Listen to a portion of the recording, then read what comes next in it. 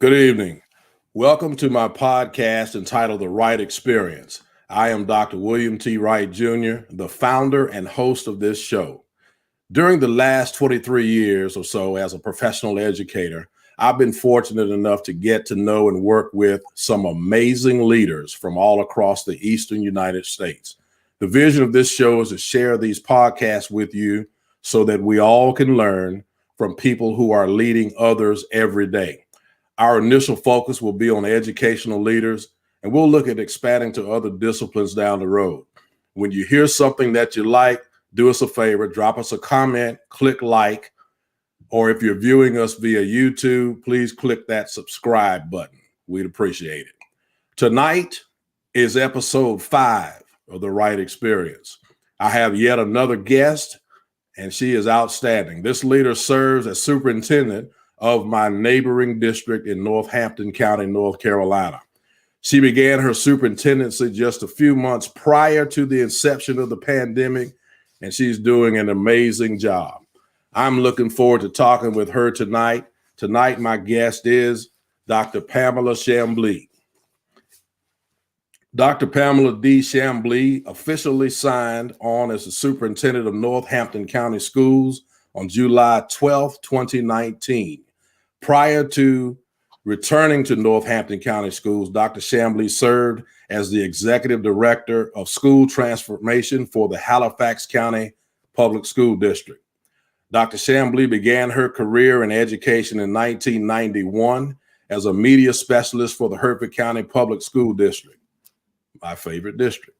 She has also been honored as a Teacher of the Year and a Principal of the Year for respective districts in her career. She served in several educational capacities, such as curriculum team member, assistant principal, and in various forms of district office leadership. In 2012, she received recognition for successfully completing the pilot program for the National Standards of Education for Principals, which is the equivalent of National Board certification for teachers. Dr. Chamblee also completed the North Carolina Distinguished Leadership in Practice program in 2010 and the Aspiring Superintendents program in 2019, just prior to her appointment as superintendent of Northampton County Schools. Dr. Chamblee's service as an elementary, middle, and high school principal has led each school from its previous academic state to a growth position.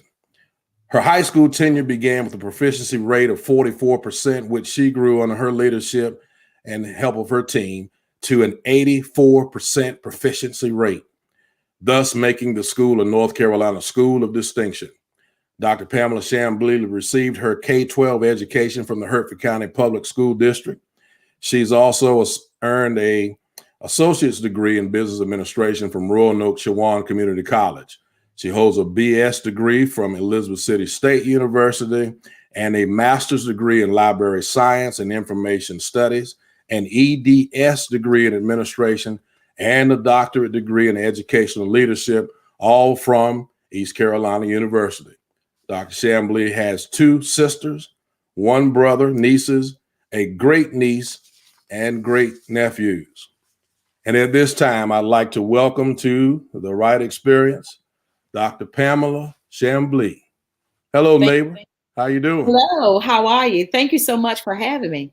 I am certainly honored to have you here. And we talk all the time on the phone, but it's good to have you aboard my show. And thank you for agreeing to be here. Absolutely. Got some wonderful questions for you tonight, but I want to start off with my favorite question to ask my guest. Talk to us about some of the wonderful things that you have going on right now in the Northampton County School District. Okay. First of all, let me say good evening to everyone, and thank you for the opportunity. We have multiple projects going on right now in Northampton County, but I think one of the major projects that we have going on is the Northampton Career and Technical Academy of Innovation. And being in a Tier 1 district, what this academy is scheduled to open August 2021. And what this academy will allow is for students to leave us with a skill set. And so we're beginning with approximately 11 programs such as welding, culinary arts, Adobe, automotive, HVAC, cosmetology, and so many more.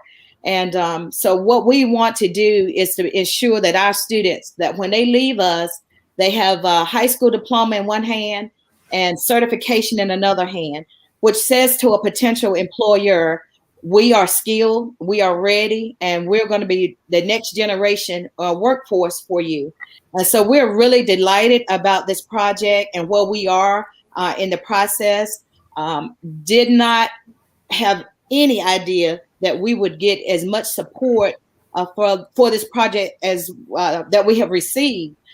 Just today, we found out that Golden Leaf awarded us $150,000 to the program. And so, you know, this is so meaningful to us. Of course, being in a tier 1 district, you know, what better can we give back to our community than the means to be able to earn a sustainable and a livable wage. And so in our district, our motto is changing the lives of students. And of course, we know through this innovative project that if we change the lives of students, we're also changing the lives of families. And that's what we so desire to do. And so that has really captivated us. That has gotten a lot of traction. We have a lot of businesses who are asking to come to the table and sit down with us and to discuss the type of skill sets that we can provide for for students to come out, because we are in an aging community. And so we need to have something that attract and will keep the young people in our community. And this is one way that we see that we can really, really give back to the community. So another project that we have going on, I like to say that we are offering our teachers top shelf professional development. In fact, we contract with someone who writes for Scholastic, and the professional development that we have been providing our educators in the district has been absolutely phenomenal. And so again, what we try to do is to ensure that everything is aligned in our district. So the education, the quality of education that our students are receiving, that's aligned to our district motto as well, changing the lives of children. And so when we can provide literacy to make it better for our students, numeracy for our kids, that is putting them one step closer to success, and making sure that, you know, all of our teachers are prepared every day.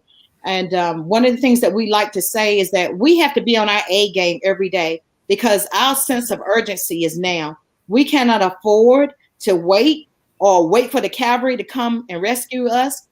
As I like to tell people, we are the cavalry. You know, it's going to be found at the end of your own arm. So what you decide to do, so you have to lift yourself up and be ready to go. And that's one thing I can truly say that I'm proud of about Northampton County, is that the resiliency is there.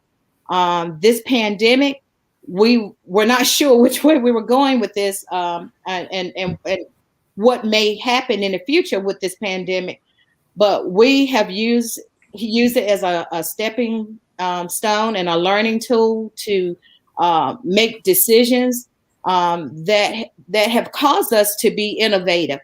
And so another thing is that we are well equipped now. So there should be no such things as snow days anymore, because then we can learn from home. And so I've heard somewhere, when life serves you lemon, you make lemonade. And so that's what we have decided to do with this pandemic. We have not lost traction or let it get the best of us or feel that we're defeated. In no ways possible. Another innovative project that we've started is a virtual academy. Pre-pandemic, we did not have an academy. And so now we're able to attract some of our homeschool students back, some of the market share of students that we have lost in the past. And so this virtual academy, serving parents and meeting their needs and meeting the options, another option that we can give to our students to take part in this phenomenal journey that we're going on, again, with improved pedagogy in the district, research-based materials and supplies that we're using for our students. And so I would definitely say that we're climbing, we're rising, we're just like a rising tide, and we're coming. Now, are we where we want to be? Not quite where we want to be yet, but we're coming. We're coming. All right. Sounds like you got a lot of wonderful things going on, and that's outstanding. That's outstanding. So you've talked about some wonderful things that have been accomplished in these couple of years, but in your expansive career as an educator, what will be some accomplishments as a leader that you've had that you're most proud of? Wow. I have I've had the privilege and the honor to have led schools that were low performing, and at the elementary, middle, and high school level.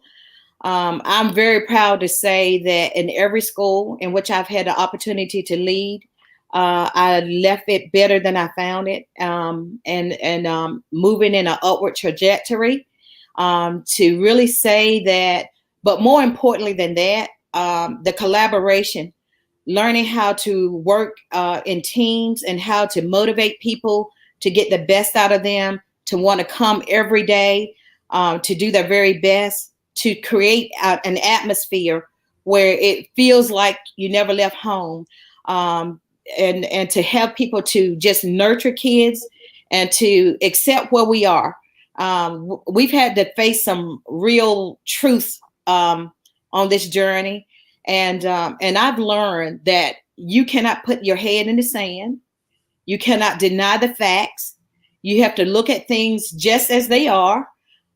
You have to look at your challenges, let your data tell you what your challenges are.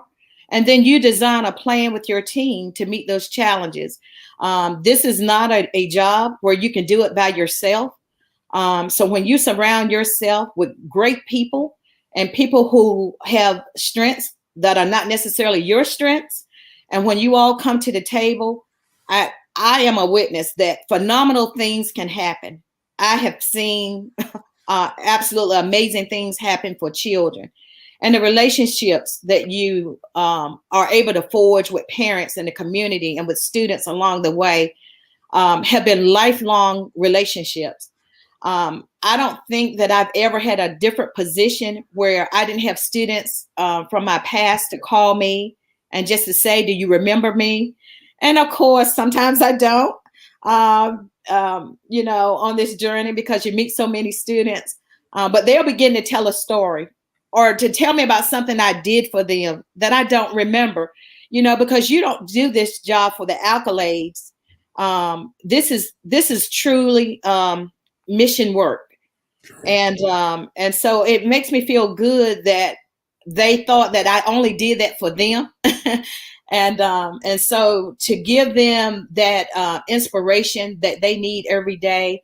Our kids need people who believe in them, who are going to work with them, who are going to work for them, who are going to respect them and talk to them and treat them as if they are human beings, not as if they are, well, they're younger than I am. I don't have to show them that. Yes, you do. And I've always required that everywhere I've gone, is to ensure that everybody is made to feel like they're one of a kind, like they are the most special person. And so to hear that years later, it makes you feel great because you know that you have accomplished some things that you've set out to accomplish. And then to get them to work together and to see each other, the value in each other as human beings, and to help one another and know that it's okay. There's some things that all of us are weak in. I certainly am not strong in everything, but I do try to make sure that I model for people that it's okay to ask questions. It's okay to seek help. It's okay to let someone else help you build that bridge to success. I certainly did not get where I am by myself.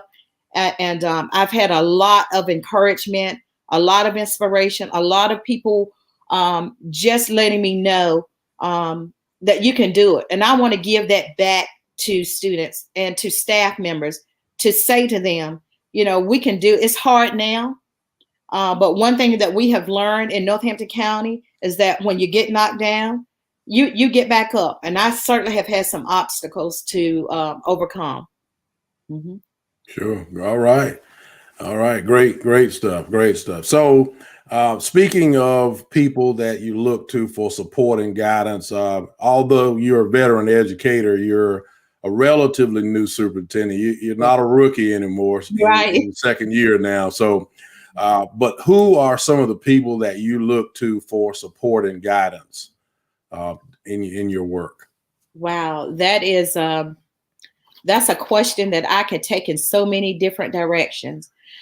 Because I learned a long time ago when I was thinking about administration, I had a veteran principal who said to me one time, I need you to remember this. If you're going to go into this area, that you're going to meet some good people, but good people don't have to work for you. So it's how you make people feel, you know, how you invite people to the table, how you involve people, how you listen to people. That really makes a true difference. And so I had multiple people, and I really try to learn from everybody, good, bad, or indifferent. Even if I didn't learn something that I was going to use, sometimes I learned some things that I didn't want to do or would not do. So this is a people business. And I would start with my sixth grade teacher. And I'm sorry to have to go back so far. She didn't know she was a role model to me. But I remember Miss Esther Eason being in the sixth grade. And she would come in and she just exuded that confidence. She believed in us as learners. She was a beautiful, she dressed so beautifully. And she just made you feel just like you were one of her biological children. And so it's something about her when she entered that room, she made you want to be a better person. She made you want to do your very best, and you never wanted to disappoint her. So I have to go back and start there and then move up to the veteran principal who said that to me, what administration was really about. And it's really about servant leadership and not about you. Taking that advice, and I really have to say this too, Dr. Wright, being in starting last year as a new superintendent, learning from you, veteran people who have built the bridge, who have gone before me, who probably were baptized by fire themselves. Just be willing to listen and to put yourself out there, to expose your weaknesses and those things that you're not. But that's how you become better at what you do. Ask the questions, and I've learned over the years, there's no such thing as a dumb question. If you don't know, you don't know, but seek help. Now it becomes a problem when you realize that you don't know and you sit back on it and decide that you just let things go by. You're not going to be in that position very long if you handle your business that way. So go to the masters in the game, people who know. So I really, really try to learn something from everyone, including my oldest sister. I was not planning on going to college. And my oldest sister lived in Maryland. And every time she would come home, I hated it. Because I knew she was going to beat me up with her words in terms of, you're a cop-out, you're not, this and that. She didn't mean it in a mean-spirited way. she meant it to motivate me. And honestly, once I got into college, I found out that I loved it. I love learning. It was just it opened up a new world to me.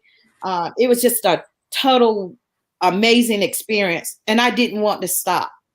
So once I got that bachelor degree, I didn't want to stop. I went on, until I continue, until I, and so just having people, being a good listener, you can find that people who are unsuspecting mentors can actually become your mentor. And so I can't attribute it to one person, but to many experiences. And as I said, including yourself, just been awesome. Just having conversations and learning from others, the mistakes of others. Just a total learning experience. And I don't ever want to stop learning, ever. Mm-hmm. Well, thank you for the shameless plug. Well, we learn from each other, but I appreciate that. I appreciate you saying that. And we certainly benefit from learning from those who are in the business, because it is a unique, we have a unique opportunity as superintendents. There's no job quite like it, other than maybe another superintendency. Principalship prepares you somewhat, but not necessarily totally, for sure. Right. So most of us that are in rural school districts, we have some kind of facility needs of some type. So in a district like yours and mine, what do you see as the most critical needs of districts in terms of facilities? Wow. Yeah, we have some aging schools, and we have a lot of, we spend a lot of our capital outlay funds on HVAC units, boilers. Those things just seem, and it feels like sometimes when it goes down in one school, here comes the next one. So we have some buildings that are over 50 years old, and the age is showing. The heat will go out at any time. And so you have financially, you have got to be ready in terms of how you plan. We just fortunately just had a 5-year facility study completed in our district, and it was quite revealing. And so what you really want to do is, when you start thinking about your long range planning, you really want to study that information and decide, where your money is going. Is this a facility that you plan to keep open for the next year or two, and so if it's going to be short range, that you're not going to spend a lot of money in that building. But again, you just let your data lead you, and to tell you where your most critical needs are. But anytime I have to say this, but anytime you have children in a building, you're not going to let anything go lacking, because your most precious resources are in that building. And so if it requires heat, it requires heat. If it requires air, it requires air. And but looking at our enrollment, so that's another data source. We know pretty much how much longer that we're going to keep certain facilities open. And with that said, you start aligning your resources so that your resources are going to follow where your kids are and where your greatest needs are. And so we definitely have facility challenges, because it's something all the time. And we have such a small maintenance team because we're a small district. And so people have to wear multiple hats. And but what we have learned how to do, and what we're still learning how to do, is sometimes we pull people from school nutrition to come help out and serve in our maintenance role. And so we're learning how to support one another. It has taught me very much how to train the trainer. So we have to train others to be able to step up in this role. This may not be something you do on a daily basis, but because we're so small and so rural in a tier 1 district, You have to learn how to perform multiple tasks and be on demand, on call sometimes, even when you least expect it. And I find myself having to be in that role as well. Just knowing how to anticipate problems as well. So keeping that conversation going with your maintenance team, anyone who's in that role who can tell you what is going on with this building, in this facility, so you can make preparations for that. Mm-hmm. Absolutely. And that's a constant juggling act for us to make sure it is that we make the right decisions about facilities. Yes. Great stuff. Great stuff. So we have viewers out here that might be interested in becoming a superintendent one day. Mm-hmm. And so now that you've been in the job almost 2 years, what advice would you seek to give those who are aspiring to be superintendents? I think first I would say, know yourself. Know who you are as a leader. Know why you would want to be a superintendent, because that's going to be very impactful on what you value, what you put as a focus. When you know yourself as a leader, you know pretty much that if you're not willing to be a servant leader, facilitate sometimes, I would just say, be prepared. Preparation is the antidote to just about anything that you can aspire to do. Talk to sitting superintendents, people who have had the experience. Shadow people. Come in and find out what is it really like in the day in the life of a superintendent. Theory is good when we're sitting in the classrooms, but theory doesn't tell quite the whole story, because that seat can start off one way in the morning, and by the time the afternoon comes, it could look pretty different. And so there is no such thing as a to-do list, and I'm just going to go down this list and check. It doesn't happen that way. And so the greatest thing that I can say is to anyone aspiring to be a superintendent is follow up with people who are in those seats, and prepare yourselves academically for that. And if you don't love people, this is probably not the seat for you, because you're going to meet a lot of personalities. You're going to need to know how to overcome challenges. You're going to need to know how to sometimes hit the gas, and then sometimes how to hit the brake, and sometimes how to back up. I think one of the things that I really need to say is being a superintendent, and sometimes you're going to even have to learn how to say, I messed up. Acknowledge your mistakes. Don't ever try to hide those. You have to be transparent with whatever it is. But, we all make mistakes. So you plan not to do that again. And you'll be very truthful with your board, with your Board of Education, regardless as to what's coming up.